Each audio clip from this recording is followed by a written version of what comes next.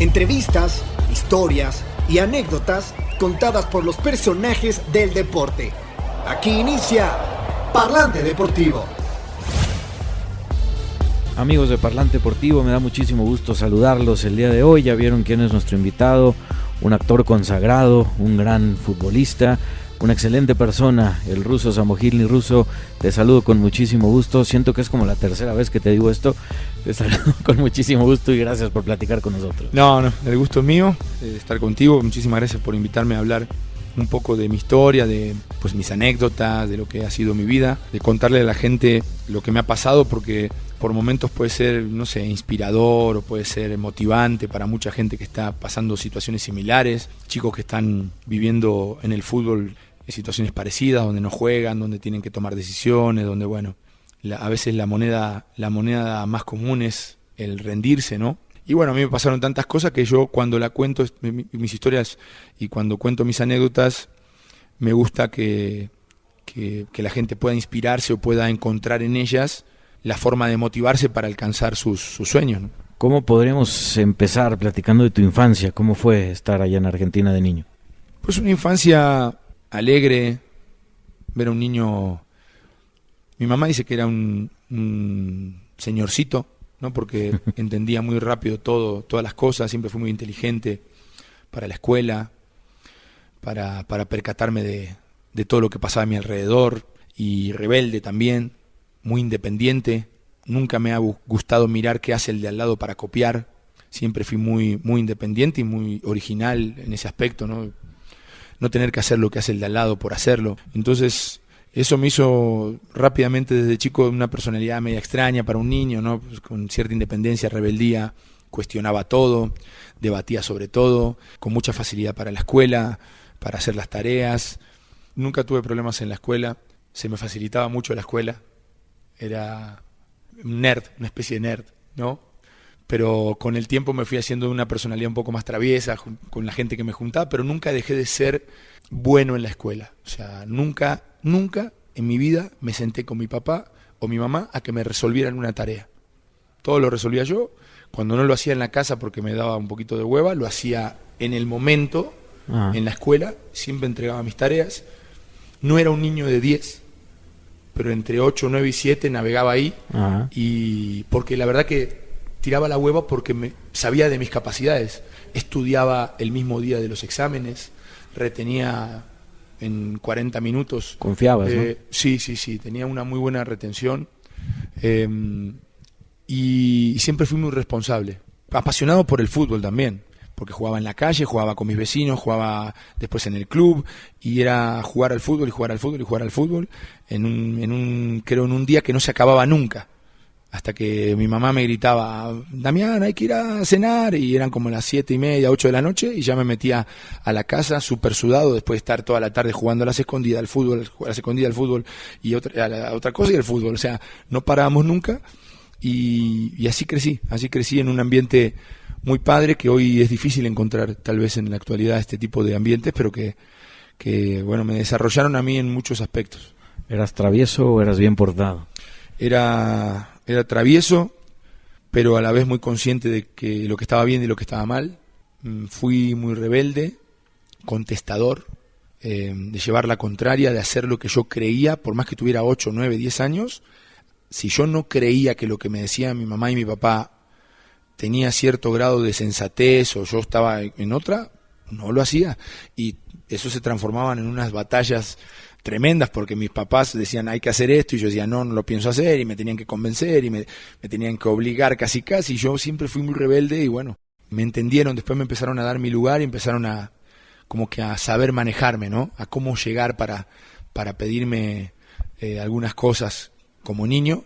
Pero bueno, siempre fui mucho de pensar el por qué me están pidiendo las cosas, y de razonar y de debatir, y bueno, por eso me llevo tan bien en las mesas de debate con todos mis compañeros, porque puedo debatir de lo que sea. O sea, así lo viví desde niño, y bueno, es mi esencia. Oye, ¿cuál fue la travesura que más recuerdas que hiciste de niño? Hice muchas, en donde salí lastimado, cortado, pero la que más me acuerdo, y siempre acuerdo, se la cuento a mis hijos porque me da risa, fue que cuando todavía mi abuelo vivía, mi abuelo paterno, don Basilio, Él pues no podía caminar mucho, entonces nosotros vivíamos en una casa compartida, mis papás adelante con nosotros y mis abuelos atrás. Compartíamos un patio y compartíamos el mismo techo, toda la terraza, digamos, lo que se llama acá la terraza. Entonces no me dejaba mi abuelo subir al techo y yo luego con mis amigos subía al techo para buscar sus herramientas, para buscar todas sus herramientas que tenía, para el martillo, las pinzas, ¿no? Y agarramos cosas, jugábamos arriba, martillábamos, rompíamos piedras. Entonces mi abuelo se enojaba porque dejábamos todo tirado. Entonces me prohibió subir al techo. Un día con mis compañeros, con mis amigos de la cuadra, subimos porque nos pasábamos a la casa de al lado, que estaba un poquito más baja, y de ahí saltábamos a su césped de la casa de al lado que estaba abandonada. Saltábamos al jardín. Y era como una prueba que hacíamos de valor, ¿no? Y entonces, bueno, todos mis compañeros eran 3 años más grandes que yo. Yo debía de tener unos 11 años, 12 años y mis compañeros 15, 16. Y entonces yo lo subí un poquito más chico. Yo tenía, 10, 11 y ellos 14, 15. Entonces yo lo subí al techo y mi abuelo en los gritos se percató. Y subió, mi abuelo tenía una cosa que se llama en Argentina el rebenque, que es con la que le pegan a los caballos, que es lo que usan los gauchos. Es un coso de cuero que le pegan a los caballos para que los caballos galopen. Uh-huh. Es como un cinturón de cuero, ¿no? Uh-huh. Entonces mi abuelo subió con el rebenque, apenas podía caminar mi abuelo, a duras penas subió las escaleras y subió y dijo: Damián, te dije que no podías subir a tus amigos acá, y empezó a pegarle con el rebenque al piso. Puta, se subió a la casa, se subió una montañita así y se bajó a la casa de al lado y empezó a caminar lento y pegándole al piso con el rebenque, y mis compañeros que ya habían saltado al césped del jardín de al lado dijeron: fuera abajo, ¿no? Y se tiraban 1, y se tiraban 2, se tiraban 3, se tiró el cuarto y yo me quedé ahí. Yo nunca me había tirado de esa altura, que eran tal vez 2,5 metros, no sé. Entonces, viendo que mi abuelo venía con el rebenque pegándole al piso: Damián, te dije que no te podías subir y ahora vas a ver, te va a castigar. Me dio tanto miedo que ahora sí que me tiré. Yo cuántas veces habíamos subido y no me tiraba nunca. Se subía y se tiraban mis amigos porque yo estaba más chico. Y yo viendo a mi abuelo venir hacia mí lento, rengueando y con el rebenque en el piso, dije: chingue a su madre, me tiro. Y me tiré y me acuerdo que las rodillas me hicieron, o sea, porque no tenía la fuerza como para amortiguar el golpe. Entonces caí y flexioné tanto las rodillas que sentí que me senté, o sea, en el piso, o sea, y se me doblaron todas las rodillas, los tobillos, sentí un dolor. Y cuando vi que salí ileso, o sea, como que sí sentí el madrazo y me paré.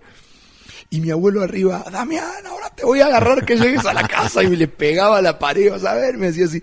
Y todos cagándose de risa. Y yo decía: güey, yo no me voy a cagar de risa porque al rato tengo que pasar por la casa de mi abuelo y me va a agarrar.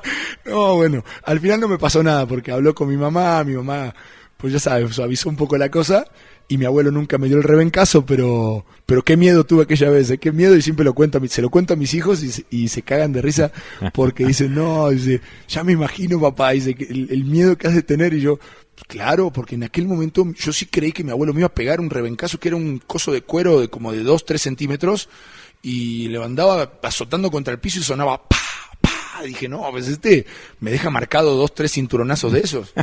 Y al final no. Después mi papá me contó con los años que cuando él era chico, su papá siempre lo amenazaba, pero nunca le pegó con el rebenque. Que recibió nalgadas, pero nunca con el rebenque. Pero mi abuelo siempre lo usaba para asustarnos a todos. No consigas uno porque se van a espantar. Sí, si no. Ya son otros tiempos, ¿no? Oye, dejando atrás las travesuras, ¿cómo fueron tus inicios en el fútbol? Si te digo Club Sudamérica, ¿qué viene a tu mente? Y ahí fue cuando empecé a jugar. Jugábamos en cancha, en lo que se llama en pista, pelota que no bota tanto. Es algo que a mí me encantaría que en México se reprodujera, porque es un fútbol que da muchos resultados. Yo siempre digo que el más tronco como yo aprende a pisar la pelota y técnicamente se hace bueno jugando en el baby fútbol. Te haces competitivo, te haces bueno, y es parte importante del proceso del jugador joven. En Argentina, a mí me trae muchos buenos recuerdos porque ahí ganamos muchos torneos, fui goleador muchas veces, le pegaba con un fierro a la pelota, entonces me facilitaba que el gol era pasando la mitad de la cancha, y como la cancha es chica, pateaba y pateaba.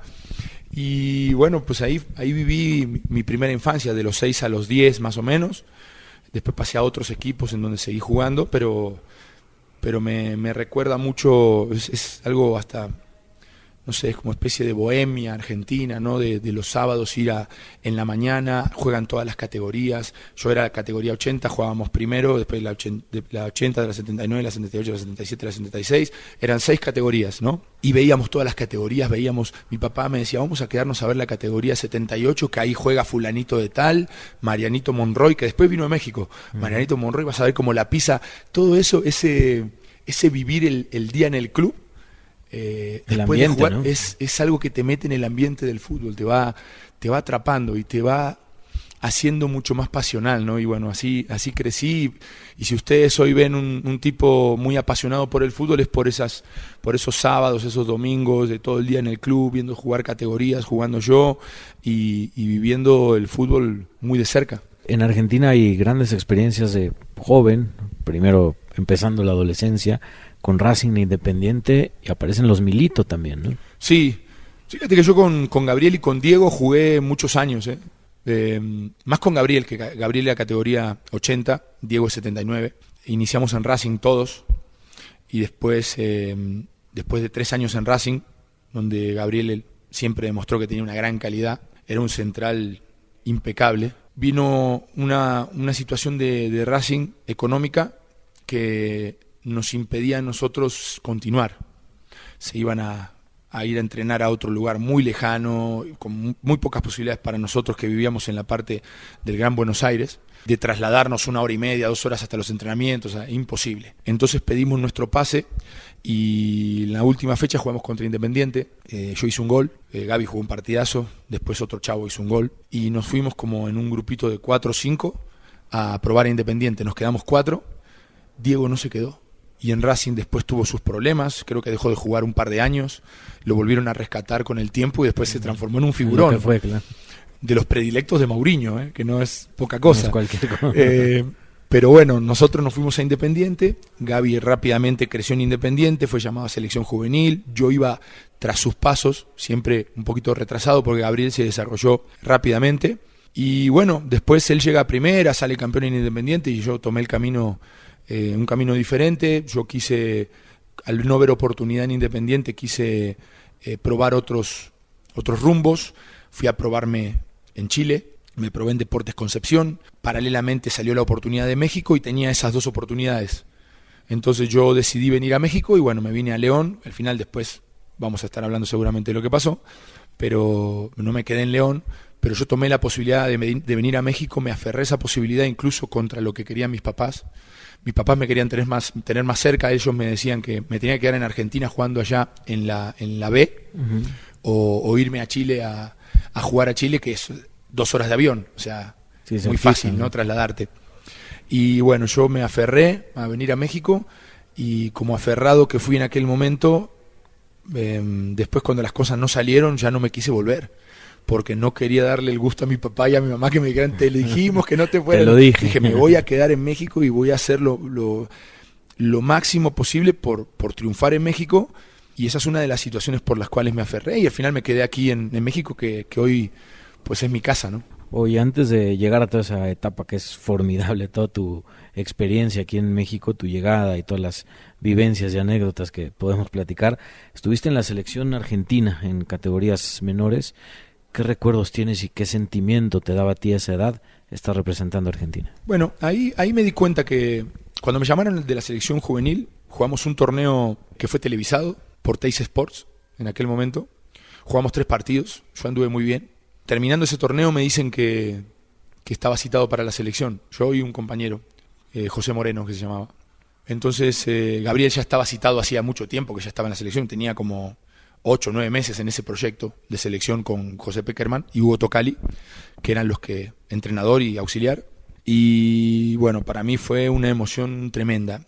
Esa tarde que a mí me dicen que me citaron para la selección y que el lunes me tenía que presentar con la Juvenil Sub-17, yo esa noche me acuerdo que pensé y como que empecé a materializar el hecho de que sí tenía posibilidades de llegar a primera, porque hasta ahí pues hay muchísimos jugadores, tú sabes, hay muchos jugadores, van, vienen, pierde la titularidad, ganan la titularidad, te hacen capitán, te sacan la cinta capitán, viene uno, viene otro. Así estuve yo 3 años en Independiente, a los 14, a los 15 y a los 16. Pero a los 16, cuando me llaman ya a la selección juvenil, dije, acá. Aquí es. O sea, si alguien de la selección juvenil me ve condiciones, somos pocos los de este club que estamos en selección juvenil, somos 3 nada más, Gabriel y nosotros 2. Puta, pues entonces sí tengo una posibilidad. Dije, empecé a ver ya cercana la posibilidad de llegar a primera. Hice el proceso para el sudamericano con selección juvenil, en algún momento me gané una titularidad, después la perdí, tuve malos partidos, me empecé a presionar mucho, no estaba, creo yo, tan maduro como para ese momento. El futbolista tiene etapas, y yo estaba muy ansioso por querer jugar siempre bien, hacer todo bien, tenía un concepto del fútbol diferente, o sea, donde me criticaba demasiado cada error, y eso hacía que cuando jugaba un par de pelotas bien, me sentía a tope emocionalmente, pero perdía 2 pelotas y sentía que era el peor día de mi vida. Entonces, ese vaivén emocional a esa edad, pues tú tienes que empezar a controlarlo, y yo no podía, la verdad. Entonces me perjudicaba mucho mi rendimiento, tenía partidos muy buenos y partidos malísimos, que parecía que no sabía ni jugar 2 pelotas bien de 10 metros. Entonces esas cosas me fueron haciendo madurar y me fueron haciendo crecer en selección. Me dejan fuera, fui el último que quedó fuera de la selección para ir al sudamericano en Paraguay. Vuelven del sudamericano, que creo que lo gana Brasil, pero la selección se clasifica al Mundial de Egipto, y ya después me vuelven a convocar para otra vez con vistas al Mundial de Egipto. Y también ahí muchas buenas experiencias, competencia con selección mayor. En ese momento me parece que, bueno, Pasarela estaba de técnico, y el Tolo Gallego, su auxiliar, y me pedían mucho para hacer fútbol con la selección mayor, y ahí estaba Simeone, Almeida, Crespo, Batistuta, los jugadores que hoy vemos aquí, bueno, exjugadores que hoy vemos como entrenadores aquí. Claro. Estaban en selección mayor, y a mí me pedían para hacer de sparring, y la verdad es que me sentía muy bien ahí, pero cuando volvía con la selección, con mi división, no sé qué me pasaba, pero me inhibía, y ahí estaba muy suelto en selección mayor. Pero bueno, fueron muchos aprendizajes, hasta que me vuelven a desafectar en esa selección, que tuve un problemita muscular, me desafectan faltando un par de semanas para viajar, y bueno, volví a mi club, y ahí, bueno, se atoró un poco mi crecimiento. Ya tenía 17 años, me suben a reserva, me bajan así, hasta los 19 años que me suben a primera, pero me costó el salto, y me costó ganarme un lugar en primera y tener la oportunidad de debutar. Jugué algunos partidos amistosos, fui a una Copa de Verano, pero no pude debutar oficialmente en primera, y ahí, bueno, viene una lesión de rodilla, viene una operación, una lesión muscular, y viene una secuencia de lesiones por querer yo estar ahí, que cuando cambia el entrenador que me subió, viene un entrenador nuevo y me dice, ¿y este quién es? Este chavo, ya sabes, allá es así, tú estás lesionado, va para abajo, tú demuéstrame que estás para jugar en primera, no debutaste todavía, me bajan y suben a otro chavo, otro joven. Y bueno, en ese ida y vuelta surge la posibilidad de ir a Chile, surge la posibilidad de ir a México, de venir a México, y bueno, ya no alcancé a debutar allá, y tomé la posibilidad de venir a México ya con un contrato según la gente que me trajo, porque yo decía, bueno, me voy a desarrollar en México, voy 6 meses, un año, compito, y ya en un año vuelvo a Argentina ya con experiencia para ganarme un lugar aquí, pero al final no salió nada de lo que pensaba, y al final esos 6 meses o un año se transformaron en 6 años en México sin volver a Argentina, ¿no? Que al final de cuentas pasaron muchas cosas y fue muy duro, pero que culminó con cumplir el deseo y el sueño de jugar en primera. Por algo pasan las cosas, sí. ¿no?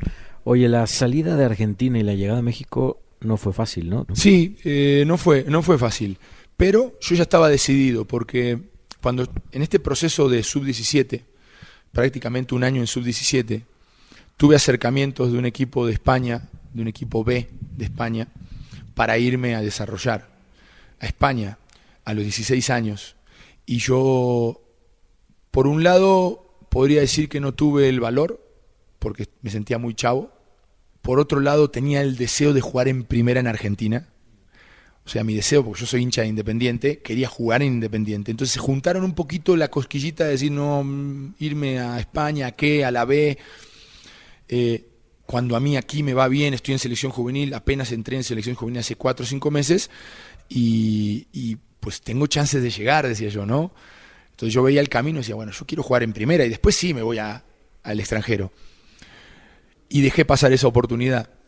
Cuando las cosas no salieron como yo pensaba y ya no debuté, cuando me empecé a perder un poco en el club Independiente, donde ya no tenía las mismas posibilidades de jugar, pues cuando surgió la posibilidad de Chile o de México, dije, no, me tengo que ir.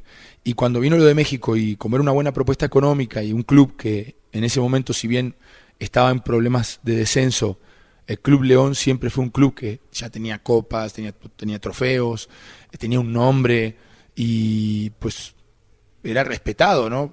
Yo decía, bueno, me voy y es un trampolín para regresar aquí o para incluso crecer en México.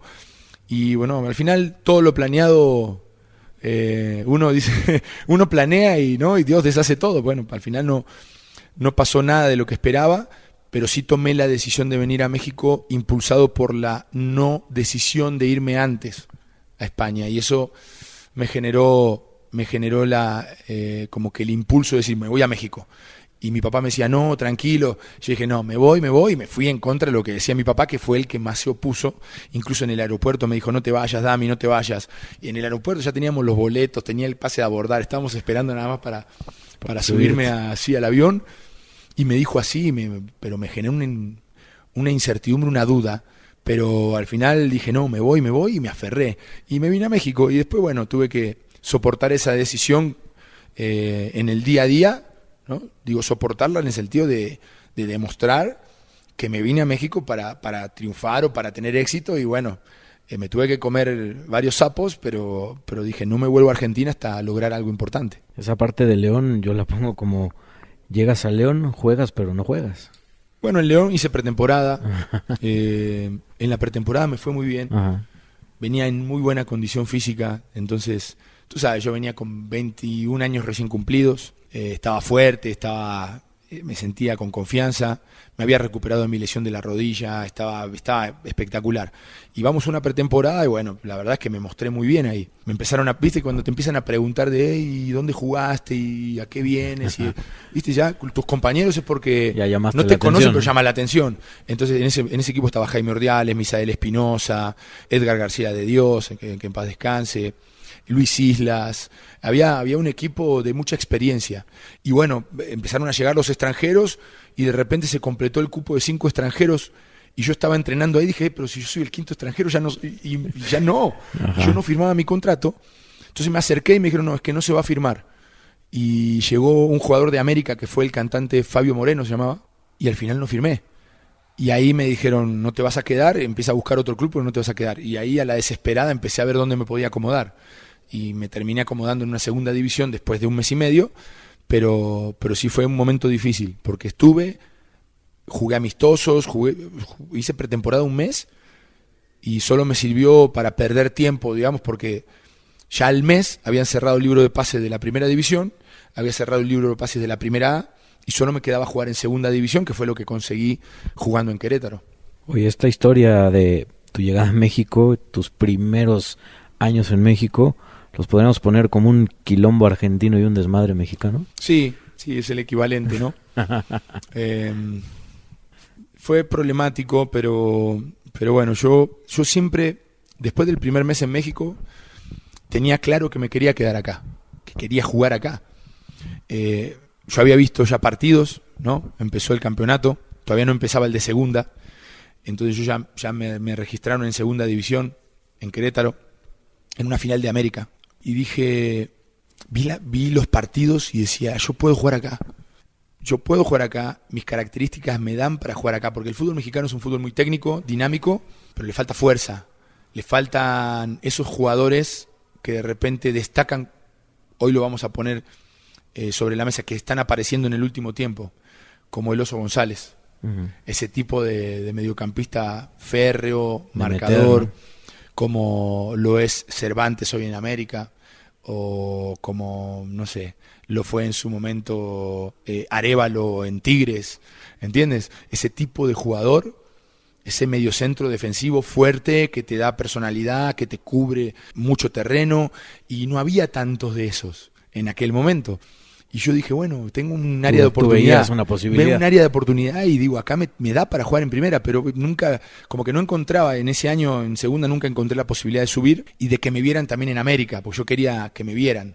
Aunque los directivos me dijeron que me iban a mandar a San Luis, que era el equipo en primera A, y yo me quedé en esa filial de América que fue en Querétaro durante un año porque me prometieron que iba a ir a San Luis. Pero San Luis ascendió a primera y ya no me llevaron a primera. Y me tuve que volver a ubicar en segunda división. Pero bueno, ese año en Querétaro para mí fue muy productivo porque la verdad es que me sentí muy bien, crecí como jugador, crecí porque me tuve que adaptar a un ritmo en México diferente, con canchas pesadas, calor, se juega en todas las condiciones, acá altura, y es algo que en Argentina yo no tenía. Y aquí me adapté porque aparte era tener la necesidad. Entonces no es, voy a ver si me adapto, y si no me adapto, no, ya era o te adaptas o te adaptas, claro. Porque no hay forma, si no te quedas sin equipo y ya que no te agarra nadie.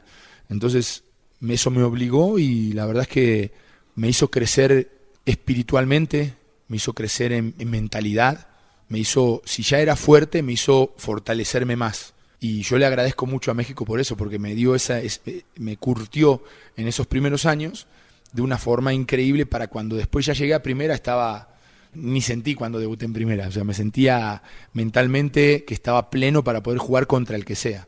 Oye, una de las anécdotas que más me ha gustado y que cuando la escuché dije, algún día si entrevisto al Ruso se la voy a preguntar porque hay mucha gente que no la escucha o no la sabe, es cómo llegas a Querétaro, con esos aventones que te da una familia y lo defines perfecto como el México es chingón, ¿no? Claro, es que, bueno, a mí me dicen, ya sabes que estamos en esta discusión de Argentina, México, nosotros somos esto, ustedes son aquellos. A mí no me gusta entrar en eso. Claro. Pero bueno, yo tengo una formación en Argentina, una formación como persona de 20 años. Y ya tengo aquí 25, 26. Tengo 46 años hoy, 20 vividos en Argentina y 25, casi 26 vividos en México, ¿no? Y bueno, yo digo que lo mejor de dos mundos. Y si hay algo que en México se siente mucho es la calidez del mexicano. Entonces yo me acuerdo que yo estaba buscando equipo, no tenía equipo, tenía un mes y cachito, un mes y medio en México y todavía ya me habían votado de León. Yo estaba en Cuernavaca, donde mi representante tenía ahí un hotel, entonces yo estaba viviendo ahí en lo que buscaba un equipo de segunda división. Sale la oportunidad de Querétaro y no tenía un peso, ¿no? Entonces le voy a pedir a mi representante, aunque sea 500 pesos, 1000 pesos para viajar a Querétaro. Y me dio largas, hasta que un día lo acorralé y me dijo, bueno, ya, toma 1000 pesos, no te quiero ver más. Dije, ¿qué es? Tranquilo que no me va a ver más, pero vas a ver de mí. Me dijo, sí, vete. Y pues, ya me dio el avión y me fui. Al otro día yo agarré a las 5:15 de la mañana un camión al aeropuerto. En aquel momento yo tenía que llegar a las 10 al entrenamiento. Y agarré a las 5:15 el camión de Primera Plus al aeropuerto. Llegué allá 6:30 por ahí y yo tenía planeado, me dijeron que había 2 horas, en aquel momento se hacían 2 horas y media, 3 horas como mucho a Querétaro, la carretera vacía, Querétaro era otra ciudad. Sin composturas como ahorita. Sí. Y entonces me dicen, hay 2 horas y media, 2 horas 40, entonces yo llegué 6:30 al aeropuerto y del aeropuerto pensé que iba a encontrar camión enseguida. Y en ese momento en el aeropuerto salió un camión cada 2 horas. Entonces me dicen, bueno, es que el camión ya salió 6:30. Me dice, el próximo camión sale a las 8, me dice, ¿no? A Querétaro. Yo digo, no, pero yo no llego. 8, 9, 10, 11, no, ya no llego. Tengo que llegar a las 10. Y me dice, no, pues acá ya no hay camión. Entonces, otra persona llega atrás de mí, preguntando también por el camión a Querétaro. Y yo paré la oreja para saber, ¿no?, qué le decían. Y la señora pues tuvo un poquito más de inteligencia que yo en preguntar si conocía los horarios de la otra central. Yo no sabía que había otra central de autobuses, yo pensé que ese era el único lugar, ¿no? Entonces dice, bueno, en la central del norte, allá salen cada 20 minutos, cada 30 minutos, salen a Querétaro, me dice. Le dicen a la señora. Y yo escuché, y cuando la señora se da vuelta, le digo, señora, usted va a Querétaro, ¿verdad? Me dice, sí. Le digo, ¿sabe dónde está la central que le mencionó para saber? Porque yo voy a Querétaro, le digo, y tengo que llegar antes de las 10. Y me dice, nosotros vamos para allá, si estamos apuradísimos también. Iba con su hija y con su marido. Su marido la llevaba a su hija y a ella a la central del norte. Y ellas viajaban solas. No sé, la verdad que nunca pregunté qué tenían que hacer, pero viajaban solas. y el marido estaba con su auto. Entonces me dice la señora, ¿vas para Querétaro? Y yo, sí, pero voy para la Central del Norte porque no sé cómo puedo llegar. Me dijo, nosotros te llevamos, me dice.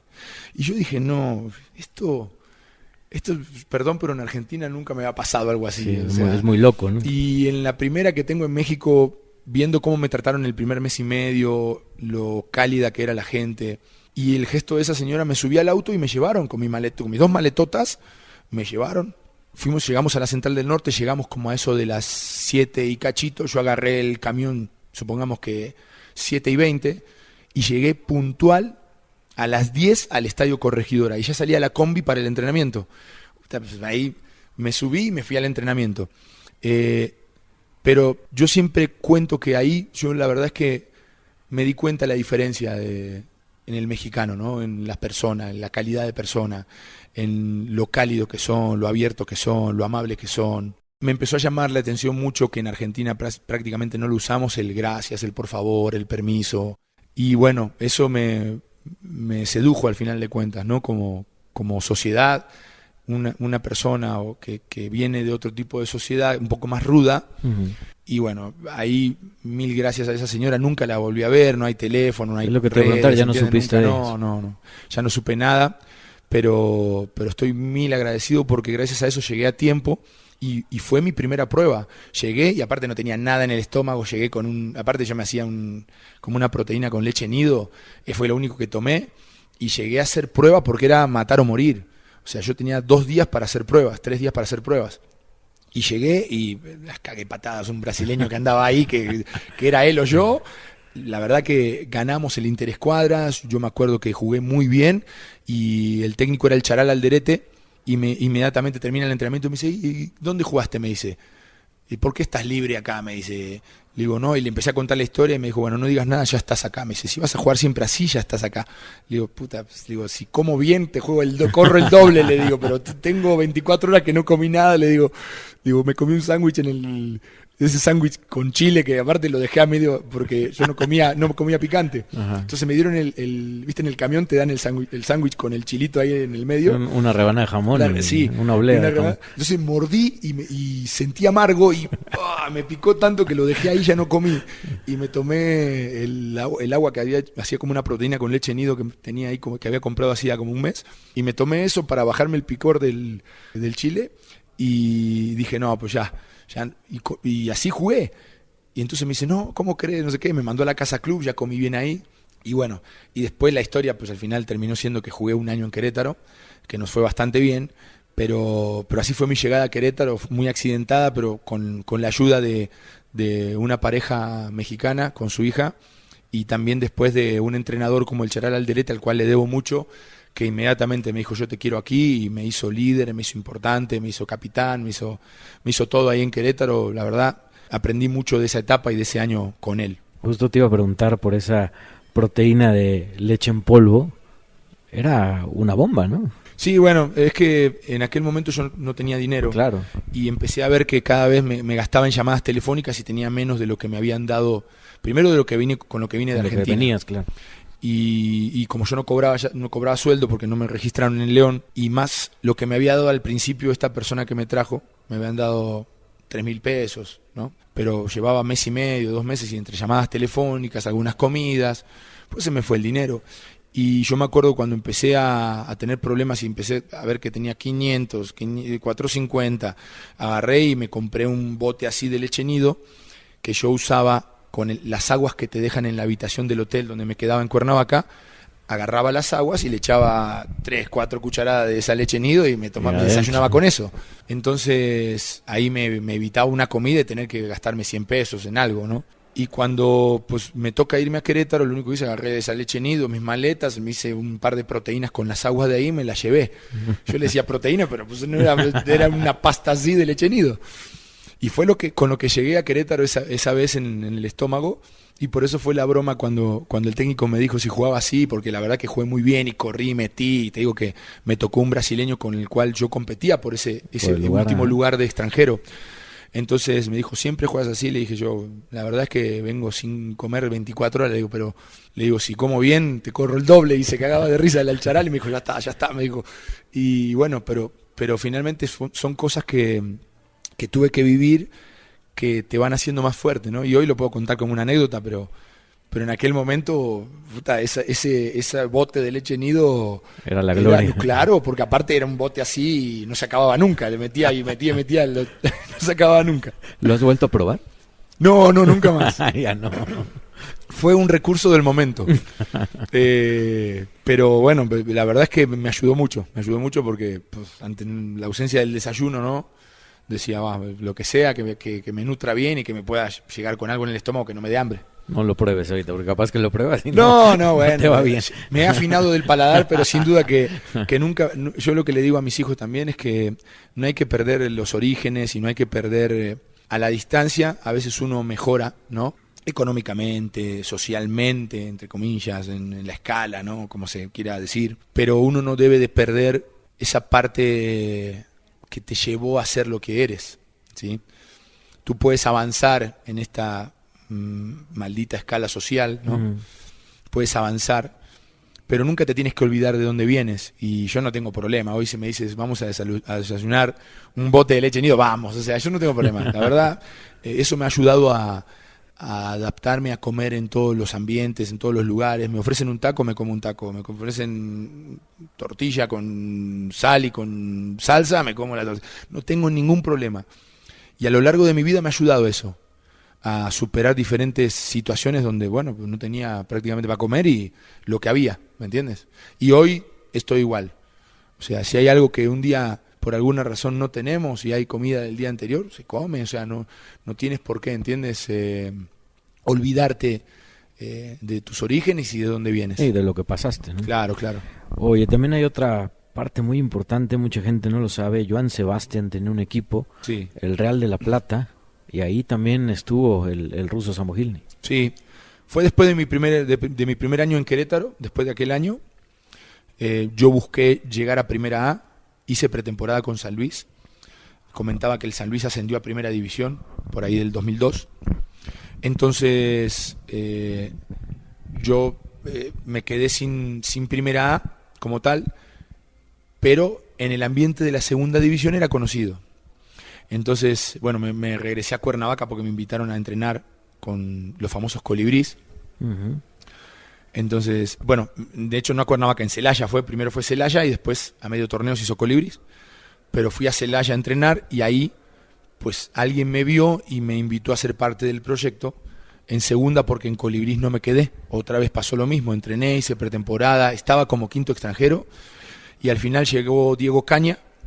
Y pues al que se pillaron fue a mí, porque estaba el Turco Mohamed, estaba Diego Latorre, estaba Mario Grana, estaba, ¿quién más? Claudinho, sí. Tenía un equipo ese un equipazo. Entonces llegó Diego Caña y pues ya a mí me cepillan y me fui a una segunda división y fue justamente la segunda que compró Joan Sebastián, que bueno, que en paz descanse, que fue un gran dueño, que me hizo conocer Juliantla, me hizo conocer a la gente de Guerrero, a hacer grandes amigos ahí en Juliantla, un pueblo de 750 habitantes. O sea, la verdad, la pasé muy bien, fue un año también de mucho crecimiento, porque yo soy de ciudad, o sea, soy pobre pero de ciudad, entonces tú estás acostumbrado a vivir el día a día de la ciudad, los autos, ¿no? La locura, el llegar aquí, la hora de tráfico, el ir a entrenar en Argentina, hora y media para ir a entrenar, hora y media para regresar, el camión, ¿no? Y acá era un pueblo con mucha tranquilidad, no había casi nada, había una tienda a medio pueblo, lo más cercano era Tasco Guerrero a media hora, 35 minutos, y bueno, había que vivir en el pueblo y con mucha tranquilidad, sentarse a ver crecer el pasto, no había muchas cosas para hacer, más que entrenar y esperar el día del partido el fin de semana, ¿no?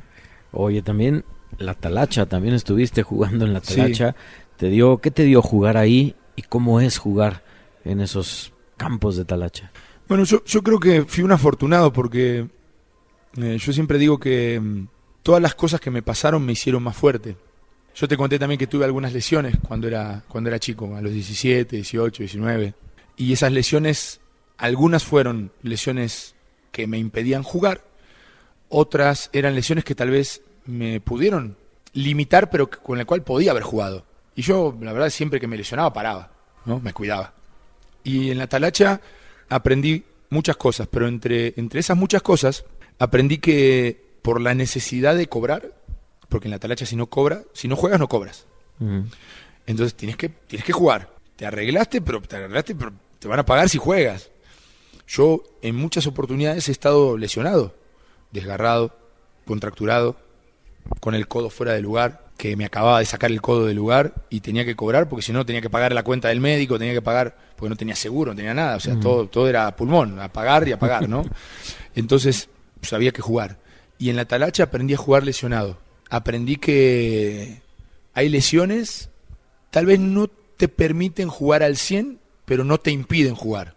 Y eso me hizo crecer también, me hizo ser más resiliente, tener una mentalidad más ambiciosa, más fuerte, más de vale madre, así que no, chinga su madre, o sea, voy a jugar, ¿me entiendes? No, es que te sacaste el codo del lugar, el doctor, ¿cómo vas a jugar mañana? Doctor, tengo que jugar, porque le tengo que pagar la cuenta a usted, y le tengo que pagar al hospital, no, me vendaron y al otro día estaba jugando, me caí como 4 veces así, con el codo, no podía poner el codo porque se me salía otra vez, y entonces jugué, hice un gol y me fue bien, y al otro día cobré y pagué, o sea, bueno, así aprendí con la necesidad, claro. Y entonces cuando yo llego a Primera División, a mí en Puebla, en la fecha 4 o 5, salto a cabecear y le piso el pie a un rival y se me dobla el tobillo de una forma tal que con todo el peso de mi cuerpo caigo sobre mi tobillo y mi tobillo se fisura. El ligamento jala un poquito de mi tobillo, en lugar de romperse el ligamento, porque yo ya me había doblado muchas veces el tobillo, jala y me fisura. Y entonces se me pone así el pie, una pata de elefante era, toda morada. Y el doctor dice, bueno, vas a tener que reposar 1 mes y medio, 1 mes para que la fisura se consolide. Le digo, ¿qué doctor? Yo no voy a parar.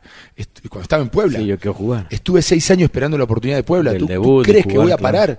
Esto no me va a sacar. Aparte le digo, no me duele, claro, tenía el pie tan inflamado que no había ni chance de que me doliera. No sentía. Entonces, con un buen vendaje y la pata de elefante así, jugué 5 o 6 fechas, se me fue desinflamando y terminé el torneo jugando todos los partidos, todos los minutos, sin salir por esa lesión. Una fisura que me dijo el doctor, otra vez se te vuelve a doblar, jala otra vez el ligamento y la fisura se transforma en una operación. Si te desprende el ligamento tenemos que operar. No pasó. Y aprendí a cuidarme ahí, aprendí a jugar al 70, al 80%, y fuimos campeón y después ascendimos. Entonces no me reclamo nada.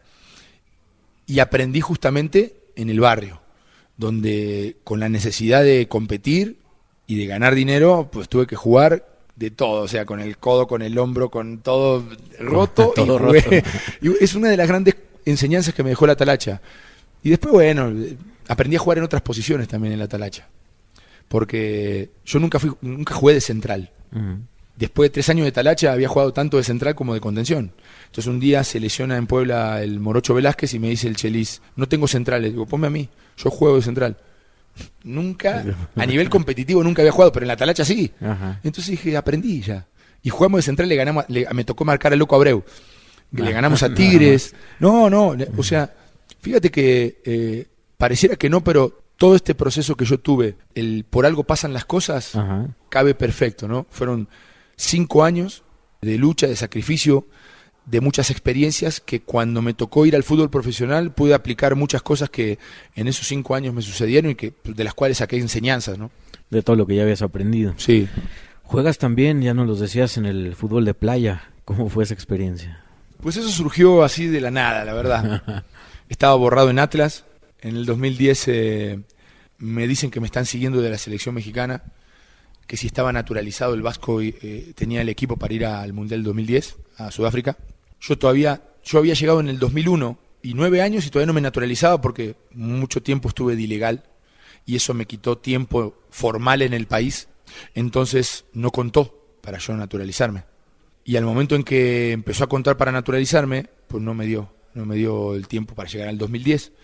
Entonces me naturalicé en el 2011, pero yo dije que estaba en el proceso, no sé qué, y me empezaron a seguir. Al final no se hizo porque nunca tuve los papeles. Y cuando llega el 2011, pues me naturalizo. Y a partir de ahí, de que me naturalizo, pues ya se había ido la posibilidad de ir a selección porque ya a partir del 2011 vino un declive en mi rendimiento. Con otra vez dolores de la rodilla, con otra operación de la rodilla. Entonces ya no tenía yo posibilidades reales de llegar al 2014. Y bueno, pues por ahí el 2013 aparece la oportunidad de ir a competir al fútbol de playa. Me llama Ramón Raya, me dice: hey, ¿qué estás haciendo en Atlas? ¿Por qué no estás jugando? No, me tienen borrado. Me dice: si te mando la convocatoria, ¿vienes a selección de playa? Le digo: claro. Y fui a jugar a Dubái, fui a jugar a Recife, Brasil. Me quedé con una playera de la selección, que es lo que más quiero. Es uno de mis tesoros más preciados. Me tocó jugar contra Argentina. La gente no lo sabe, pero bueno, a mí me tocó jugar contra Argentina en la selección de playa y cantar el himno de México. Ver a los argentinos, que los argentinos se dieran cuenta que yo era naturalizado mexicano y que me dijeran vendepatrias, que me dijeran de todo, me peleé, pues ya sabes. Ajá. Entre argentinos también nos agarramos, y bueno, yo también, patada, ¿no? Codazo, de todo había ahí. Me tocó jugar justamente en Recife, Brasil, en el 14, y después, bueno, dejé de jugar playa y apareció la oportunidad en TUDN porque ya me retiré. Yo me retiré en enero del 2014, dije: ya no quiero jugar fútbol profesional, hasta donde me dé el fútbol de playa si me vuelven a convocar. Ya Ramón no me convocó más, aunque hizo un golazo contra El Salvador para ganar un partido y quedar en tercer lugar. Después no sé por qué no me convocó y pues yo ya no fui. TUDN me absorbió ya al 100% del tiempo. Bueno, TUDN no, era TDN en aquel momento, TDN, Televisa Deportes. Y pues ya me empecé a dedicar más al tema de comentar partidos y me retiré y di el paso a analista y comentarista en Televisa. Ese paso de ya como analista, como comentarista, pues te ha llevado ya a varios mundiales. Sí, mi sueño era jugar un mundial. No lo pude hacer en la cancha con la selección mexicana, no lo pude hacer cuando era juvenil con la selección argentina, entonces tenía un poquito esa frustración. Después lo quise hacer con la selección de playa y tampoco lo pude hacer porque a Ramón no sé qué le picó y dijo: ya no lo llamo al ruso, pues ahora no me llamó. Y entonces cuando yo entro en el 2014, finales de 2014, a TDN, mi meta fue llegar a Rusia 2018 al Mundial. Y en ese interín de 4 años que trabajé mucho para posicionarme bien en los medios, me vino una posibilidad para ir a Cruz Azul como auxiliar con Tomás Boy. Y bueno, ellos me ofrecieron, él y su hermano Pablo me ofrecieron la posibilidad y yo lo había hablado con mi esposa y le dije que sí, que iba a ir a Cruz Azul, a mi esposa. Quedé en comunicárselo a Pablo, al hermano de Tomás, en un restaurante ahí en Polanco, para empezar a hablar de cómo llevar a Tomás, porque Tomás fue mi entrenador, pero era bravo, era fuerte. Y Pablo me dijo: hey, quiero hablar contigo para algunas cosas puntuales de Tomás, tiene su carácter. Entonces yo salgo de mi casa hacia Polanco y en ese transcurso de 45 minutos, una hora que me tardo en llegar allá, empecé otra vez a maquinar que quería llegar al Mundial, y que quería estar en el Mundial y que estaba dejando la posibilidad de ir al Mundial porque me iba a pasar a la cancha y faltaba poco tiempo para el Mundial, creo que faltaban 6 meses. Entonces, pues llegando ahí, en lugar de decirle sí, acepto, dije: ¿sabes qué? No voy a aceptar. No voy a aceptar porque tengo ganas de llegar al Mundial y no puedo, o sea, es mi meta, es mi sueño y quiero llegar al Mundial, aunque sea de alguna manera. No lo puedo hacer en la cancha, no lo puedo hacer como jugador de fútbol de playa, y bueno, lo quiero hacer aunque sea como comentarista, vivir un Mundial, estar ahí. Y Pablo medio se sorprendió, pero bueno, respetó mi decisión, me dio la mano y me volví a mi casa y seguí, y al final de esos 6 meses se juega el Mundial de Rusia y me toca ir como comentarista, y la verdad no me arrepiento, nunca me arrepiento de la decisión que tomé, porque terminando el Mundial me tocó hacer la final de la que gana Francia y terminé llorando, o sea, realmente fue un sueño cumplido, o sea, me hubiera lamentado mucho si hubiera cortado ese proceso hacia Rusia 2018, y bueno, pues al final logré ese cometido, y después de ese Mundial vinieron otros 2, así como que pues sin quererlo, queriéndolo, pero pues hoy ya llevo 3 procesos mundialistas en Televisa, en TUDN, y bueno, hasta donde tope, ¿no? Hasta donde tope, estoy muy contento. Vámonos un poco fuera de la cancha, hay varias cosas interesantes. ¿Cómo empezó el ruso Zamojilny a aprender los albures y el lenguaje popular mexicano? Bueno, pues yo estuve muchos años cerca del barrio, muchos años en mi peregrinar por los diferentes equipos del llano. Jugaba en Salamanca, en Irapuato, en León, en el Bajío, jugué en Mexicali, jugaba en el área de Cuernavaca, Morelos, Cuautla, Iguala, Guadalajara, me iba para todos lados, ¿no? Entonces, sobre todo cuando iba para el área de Morelos, uno de mis buenos amigos, primeros amigos en el fútbol, vivía en Peralvillo. Sigue viviendo, su familia en Peralvillo, a la cual cada tanto voy a visitar. Entonces, pues bueno, yo paraba en su casa, andábamos mucho en Tepito, andábamos peregrinando toda esa zona, y pues te vas aprendiendo, ¿no? Porque al principio me albureaban mucho a mí y me traían de pendejo, entonces yo no entendía nada, todos se cagaban de risa. De hecho, a mí me decían polaco en Argentina, y a la primera que yo les dije que me decían polaco, me decían, ¿y te gusta polaco? Y yo decía, sí, me gusta. Y todos se cagaban de risa, y dice, mira, ¿cómo lo ves que le gusta polaco a este? Y dice, y yo, sí, me gusta, porque toda la vida me dicen así, entraba, pero de todas. Y entonces, el beso polaco. Sí, me decía, y todas esas cosas. Y después me cambiaron el apodo, me dijeron, te vamos a decir ruso para que ya no te albureen más. Y entonces, así me pusieron ruso aquí. Y entonces, bueno, vas aprendiendo, porque ya te tienes que defender un poco. Entonces ya me empezaron a explicar el doble sentido, el cómo se alburea México. Y bueno, poco a poco lo vas comprendiendo, el significado de las palabras, que está muy cagado. Yo decía, tú sabes que un día, entrenando en Cuernavaca, antes de irme a segunda división, entrené con un equipito de segunda división ahí en Cuernavaca, y entonces estábamos ahí en la concentración, ahí con los chavos desayunando, y entonces uno dice, no, pues es que ahí adentro de esa puerta, cabrón, dicen, tienen chingadera y media, dice, ahí apilada, no sé qué, la ropa, no sé qué, la utilería, pura chingaderas, dice, ¿no? Entonces yo no entendía qué era. Y después hablaron de otra chingadera, que el auto, que la chingadera esa. Entonces yo, cuando me dicen, no, que la chingadera, no, sí es algo así como que poca cosa, ¿no? El auto que está todo feo, me dicen, ok. Entonces yo me quedé con eso, y al otro día entrenamos y hicimos fútbol, la práctica de fútbol, y yo me sentí muy bien. Entonces viene el profe y me dice, Ruso, me dice, ¿cómo te sentiste? Y le digo, pues bien. Y me dice, ¿sí bien? Yo, sí, bien, me dice, es que dice, hoy anduviste en chinga, ¿eh? Y yo automáticamente con la chingadera dije, no, güey, pero es que yo me sentí muy bien, güey. Dije yo, igual estoy viendo el fútbol de espaldas, cabrón. Y yo le digo, ¿en serio, profe? Puta, dice, sí, estuviste en chinga, güey. Dice, tuviste, y no sé qué, 2, 3, dice, ok, y se fue. Y entonces me quedé así con mis compas y me dice, te vas a quedar, me dice uno. Y yo, güey, no mames, yo sentí que jugué bien. Pues si te dijo el profe que andabas en chinga, güey, que estuviste corriendo. Y yo, pero no es que la chingadera, ¿no? Que es algo malo. Que se queda todo malo. Chafa. No, es que en chinga es que anduviste, güey, para aquí, para allá, que cubriste mucho terreno, que estuviste intenso. Y yo, cabrón, no sé qué.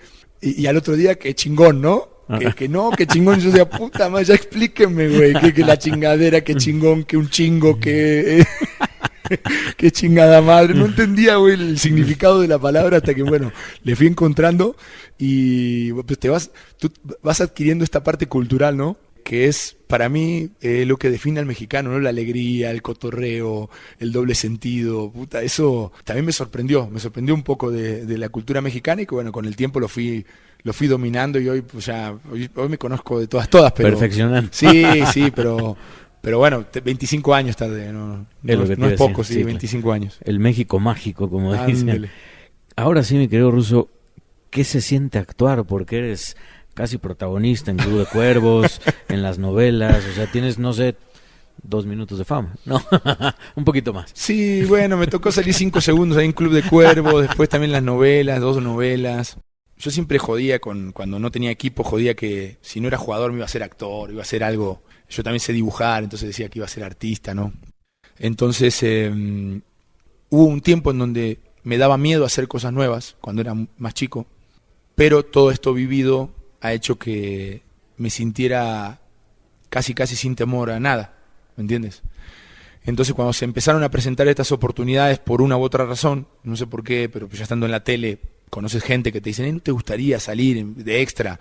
No, necesito un jugador que haga así, basá. Entonces, pues la parte del miedo ya la dejé 15 años o 20 años atrás.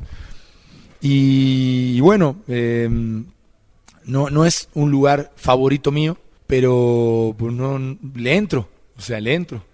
Y al final, pues hay gente que me dice que lo hago bien, que debería dedicarme. Y digo, no, es solo un toco y me voy, ¿no? Así como que porque es un ofrecimiento de compas, pero no es lo mío, no es lo mío, ni estudié eso, ni sé sobre eso. Pero estoy ligado a la actuación por mi hija que sí estudia actuación. Entonces mi hija ya ha salido en novelas, en La Rosa de Guadalupe, ha hecho 2, 3 Rosas de Guadalupe, novelas, miniseries, estudió ya 4 años en el CEA en Televisa, entonces ella está ligada a eso y pues quieras o no, también por ella me han ligado a eso y me han ofrecido hacer algunas cosas. Pero lo tomo con alegría y de una forma muy chistosa, pero para nada es algo que yo quiera hacer, o sea, en serio, ¿me entiendes? Al rato ya veremos. Sí, todos me dicen lo mismo. El ruso en el cine. Y ya Juan Osorio me ha dicho, hey, te voy a ofrecer un papel, y yo no. Bueno, si hasta Cuauhtémoc Blanco actuó, ¿no? Sí, eso lo podemos llamar actor, pero bueno, el dibujo y la serigrafía también tuvo que ver con tu vida. Sí. Yo siempre, de chico, tuve esta facilidad para dibujar, pero nunca estudié como tal dibujo, pero tuve facilidad, me gustaba hacer caricaturas, hacía como historietas. En mis tiempos libres en la escuela, hacía historietas, fui perfeccionando el dibujo, en algún momento hice, incluso para, la gente no lo sabe, pero en TV Azteca Guadalajara yo presentaba cartones en el noticiero de la mañana, de las 7 de la mañana en Guadalajara. Mira.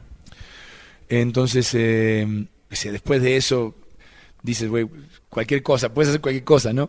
Y lo de la serigrafía, fíjate, fue chistoso porque yo nunca había hecho nada en mi vida con respecto a la parte laboral, más que jugar al fútbol, que eso es otra cosa, deporte, ¿no?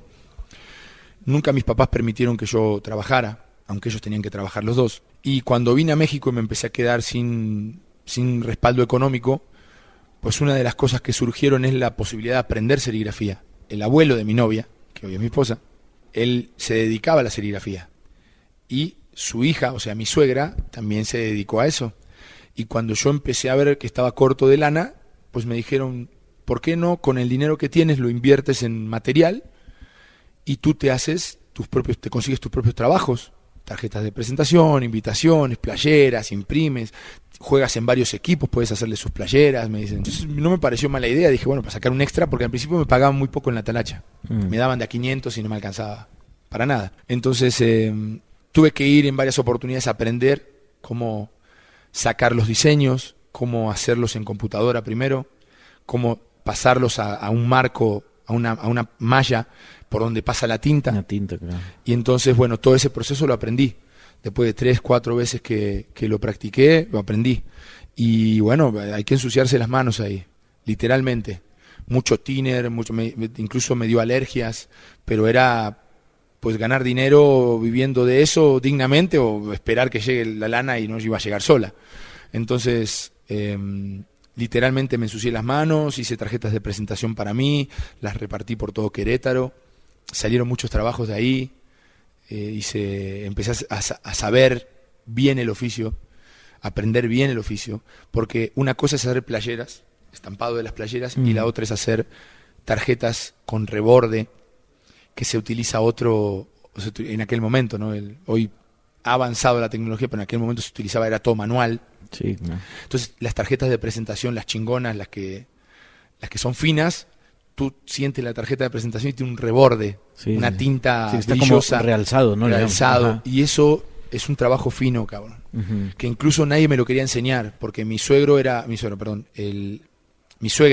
el papá de mi suegra, ellos trabajaban muchas playeras, miles, que eran más fáciles. Con un marco pones la pantalla, el diseño, la tinta, pum, pum, y planchas.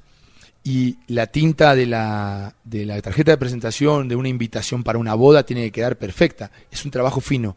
Y ellos no lo sabían tanto. Entonces, nadie me lo quería enseñar. Fui a preguntar en varios lugares y no te lo querían enseñar. Sí, güey, pues es una cuestión que se transmite de familia en familia. Claro. Y nosotros lo enseñamos así porque sí. Voy a tomar un curso, me decía.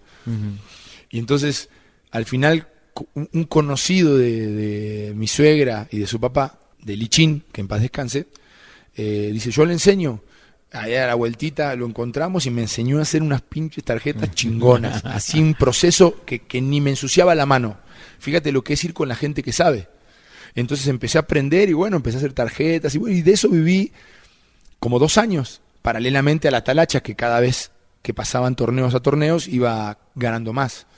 Y también en la serigrafía empecé a hacer buenas tarjetas, la gente me empezó a recomendar y bueno, empecé paralelamente a tener estos dos ingresos, ¿no? Parafraseando lo que decías hace rato, no hacías cualquier chingadera, ¿no? No, sí, claro, no hacía cualquier chingadera, hacía un trabajo chingón, ¿no? Sí. Oye, tienes dos pasiones, dime con cuál te quedas, ¿el tenis o el pan y el café? Puta, es que, no, fíjate que es más pasión el pan y el cafecito del carrito, ¿no? Que el tenis. Pero el tenis me ha atrapado de una manera impresionante, porque después de jugar profesionalmente, meterte en una cancha a jugar con amateurs, primero que te da una ventaja sobre los demás. Y yo que me mantengo más o menos físicamente, o sea, me siento en ventaja en el fútbol amateur. Ya no juego por dinero, ya no juego con las leyendas, porque primero no soy leyenda, no me invitan a ninguna leyenda, pero no juego. Cuando me invitan a ese tipo de partidos no juego, de talacho, no juego. Juego por el gusto, pero jugar por el gusto contra amateurs me siento, se escucha arrogante, pero te ves superior por los años de profesionalismo, el bagaje, ves el fútbol en cámara lenta, ¿me entiendes? Okay. Después de tener ahí 2 o 3 partidos en donde incluso tuve conflictos con los rivales, así, decidí ya no jugar. Y me gusta mucho el box, iba a boxear, a hacer guantes, a hacer un poquito con la bolsa, ¿no? Con el saco, la de velocidad, el saco de velocidad, pero no tenía con quién partirme la madre en el gimnasio donde iba. Ajá. Era puro entrenamiento. Entonces, bueno, como no podía hacer sparring también, estaba solo, y mi esposa empezó a jugar al tenis, y bueno, fue la que un día me dijo, bueno, si tanto, porque un día yo le decía, pégale así, me dijo, si tanto sabes, métete a jugar al tenis, y me dio una raqueta y me metí a jugar al tenis, y bueno, me atrapó porque primero me di cuenta que no era nada bueno, ajá, que es muy fácil hablar, y después me atrapó en el sentido de que, tengo algunas bases coordinativas que me permiten aquí mejorar, y empecé a entrenar, y pues me atrapó porque me atrapó en la mejora, en el querer ser mejor, y en donde cuando jugaba con cualquier hijo de vecino me ponían una chinga, ajá, ¿me entiendes? Porque estaba recién aprendiendo yo, y cualquier güey que tenía 1 año y medio, 2 años entrenando tenis me pasaba, claro. Y entonces a los 2, 3 meses ya yo los igualé, y me di cuenta que aprendí rápido y se transformó como en una necesidad de aprendizaje, ¿me entiendes? En un deporte en donde soy uno más, donde me gano, y no siento esa superioridad que sentía en el fútbol amateur, ya jugando, por más que esté viejo, jugaba y pues me cagaba de risa. Y entonces en el tenis sí me aterrizan a un nivel en donde tengo que trabajar mucho, tengo que aprender, tengo que seguir trabajando los tiros, tengo que seguir entrenando, y me ha despertado mucho interés, incluso de ir a verlo, claro, de ir a viajar a ver en Acapulco, en Los Cabos, me fui al US Open, nunca en mi vida había visto tenis, y ahora me fui a ver ya a los mejores, tratando de ver qué hacen, o sea, estoy atrapadísimo. No sé si es una pasión. Mi señora me dice que ya soy apasionado del tenis. Yo digo que sí. Pero yo lo veo mucho del lado de querer aprender y seguir mejorando.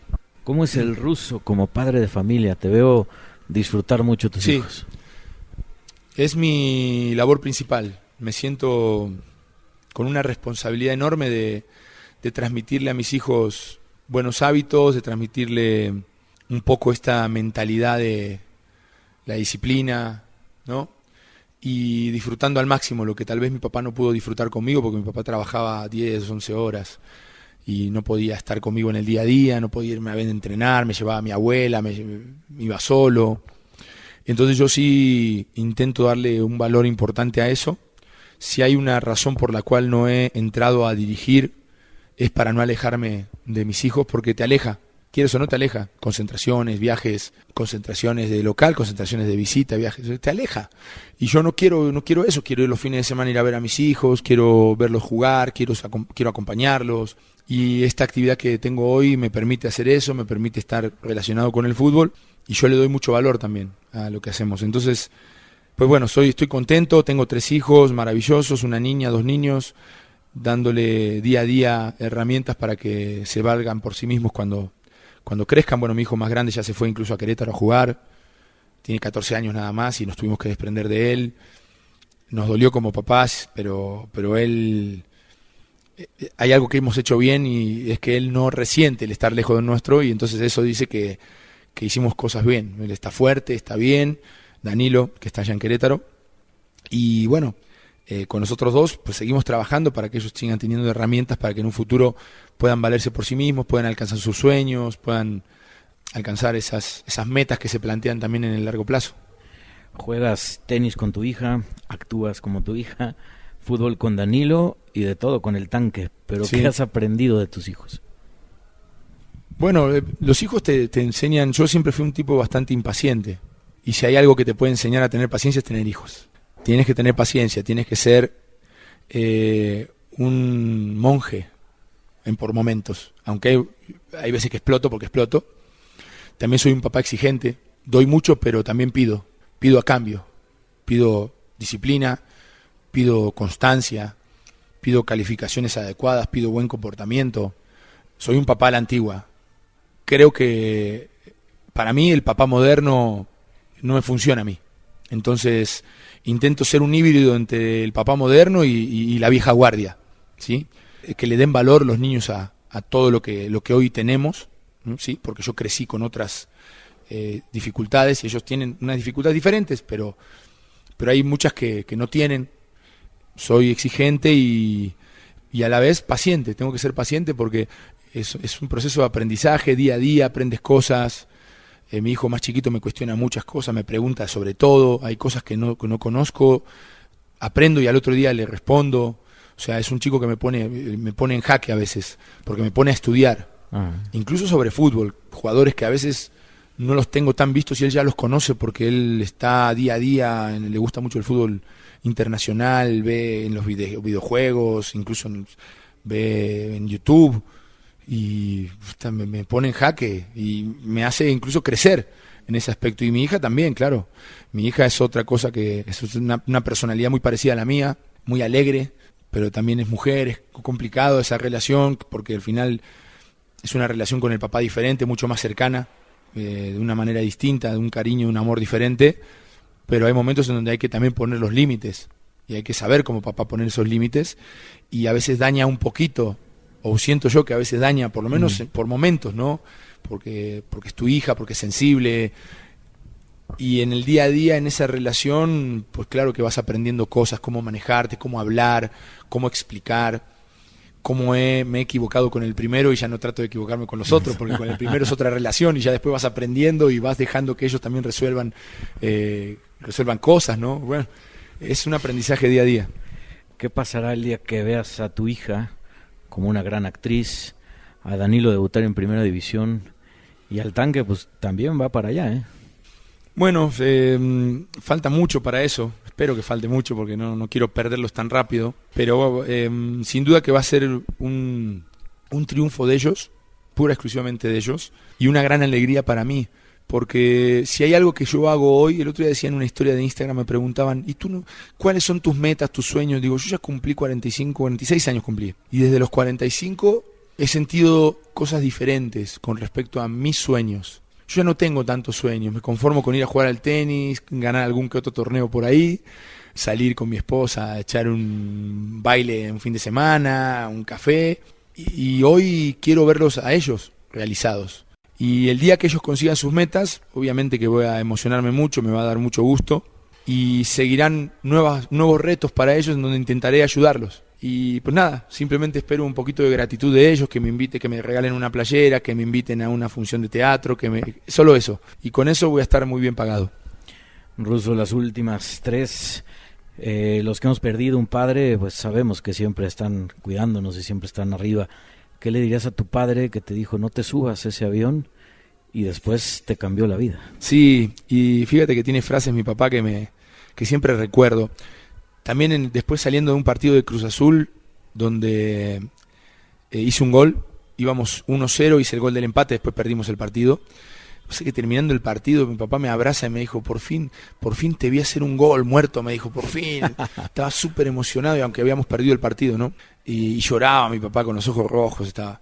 Y yo nunca había visto así a mi papá tan humano, ¿no? Porque mi papá siempre fue distante. Entonces, yo no sé, tuve muchas dificultades, le conté algunas a mi papá, nunca le conté todas. Y a mi papá, que ya no está, pues yo le diría gracias por haber sido duro cuando tenía que ser, por haber sido exigente cuando tenía que ser, por esas charlas después de los partidos que ganábamos pero yo no jugaba bien o tenía una mala actitud con un compañero. Ya sabes, viste que a mí me tocó ser de los mejorcitos de mi equipo, y después cuando un compañero de 8, 10 años, un compañero tiene un error y hace gestos, y mi papá me cagaba, me decía, no le vuelvas a hacer un gesto a fulanito, a Ezequiel, a él, al otro, porque eso es de mal compañero. ¿Por qué no vas a abrazar cuando hace un gol tu compañero? ¿Por qué no lo vas a abrazar? Tú fíjate que me decía esas cosas, y yo sentía que era duro conmigo, y me ponía en una relación con él tensa, pero con los años lo fui entendiendo. Cuando yo estaba gordo y mi papá me decía, después de un partido donde no corría, me daba mi hamburguesa, me decía, come, gordo, come. O en la Argentina me decía, come, gordo, me decía. Lo único que sabes hacer bien, me decía. ¡Pah, qué madrazo! Pero si hoy me ves, intento no comer de más, cuidarme, ya llevo no sé cuántos pinches años retirado. Uh-huh. Intento cuidarme, pero todo es gracias a ese reto que me ponía mi papá. Era una paliza psicológica a veces. Uh-huh. Pero que hoy te dicen, no le hablen mal a los niños. No. Yo estoy agradecido con mi papá. Mi papá me creó 2 o 3 hábitos a fuerza de el mazazo, el psicológico. Y entonces, cuando crecí, yo intentaba, mi compañero la cagaba, rápido iba a levantarlo. Uh-huh. Y todo eso, ese hábito me lo creó mi papá. Con una psicología inversa, tal vez agresiva, pero lo creó. Pero te lo creo. Entonces, ¿por qué le voy a reclamar algo? Algún día se lo dije y me dijo, a mí no me vengas a reclamar, me dijo. Yo hice lo que tenía que hacer con las herramientas que tenía en aquel momento, y fui mejor papá que mi papá, y tú vas a ser mejor papá que yo, y tu hijo seguramente va a ser mejor que tú. Me dice, pero a mí no me vengas a reclamar, porque eres lo que eres por cómo te crié. Me dijo, me mató, y ya no le volví a decir nada, y hoy reflexiono y es así. Y por eso digo, no me gusta el papá moderno, tampoco el completo del papá de la vieja guardia. Uh-huh. Y por eso intento ser un híbrido, pero la exigencia siempre tiene que estar ahí, la disciplina, el enseñar costumbres, buenos hábitos, el hacer gente de bien, que es lo que hicieron mis papás, tanto mi mamá como mi papá, y yo intento hacer con mis hijos. Y le agradecería, por supuesto. A mi mamá le agradezco cada vez que puedo, le mando mensajes y le agradezco, pero a mi papá que no está le agradecería mucho por haber sido así, de exigente, por haberme hecho un tipo perfeccionista, por haberme hecho un cabrón derecho, leal, frontal. Soy súper leal. Soy un cabrón que si te dice, güey, voy a estar contigo en este día, estoy contigo este día. El día que te va mal, si eres mi amigo, el día que te va mal, estoy ahí. La gente que me conoce sabe que soy así. Que el día que te va mal, ahí estoy. Y el día que te va bien, tal vez ni te hablo, porque no me gusta colgarme de los éxitos, dejo que la gente disfrute. Pero el día que le va mal a un amigo, ahí estoy. Soy lo más leal que pueda haber porque aprendí justamente eso de mi jefe. Y de mi mamá también. Y le agradecería por haberme dado la educación que me dieron con las problemáticas que tuvieron ellos. En las buenas todos, en las malas pocos. Sí, ¿no? Claro. ¿Qué le dirías, en este caso era el polaco Samohilny, que llegó al aeropuerto desde Argentina por primera vez a México? Que confíe, que no dude, porque tuve momentos de duda, que vaya como tren para adelante, que lo que sienta lo haga.